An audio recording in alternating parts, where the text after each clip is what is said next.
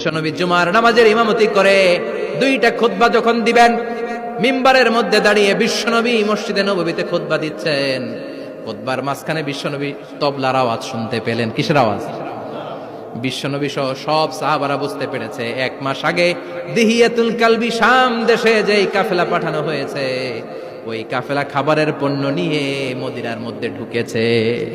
এখন মসজিদে কানাঘুষা। কিছু সাহাবী বলে না না, বিশ্বনবীর খুতবা রেখে যাওয়া যাবে না। অনেকে বলে আমরা না গেলে মুনাফিকেরা সব পণ্য কিনে ফেলবে, আমরা খাবো কি? কেউ কয় বসে থাকি, কেউ কয় লজাই।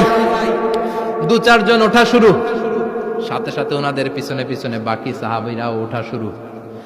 যেতে যেতে পেছন থেকে এক কাতার, দুই কাতার, তিন কাতার, পুরো মসজিদে নববী খালি, মাত্র 12 জন সাহাবা ছাড়া।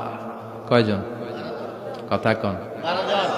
মাত্র 12 জন সাহাবা বিশ্বনবীর সামনে বসে আছেন। 4 খলিফা, জাবির ইবনে আব্দুল্লাহ, এরকম 12 জন সাহাবা বসে আছেন। সব সাহাবারা পণ্য কেনার জন্য চলে গেল। সাহাবারা ভাবলো নামাজ আসল, নামাজ তো পড়েই ফেলছে, এখন খুতবা সমস্যা নাই, কিন্তু আল্লাহ এটা সহ্য করলেন না।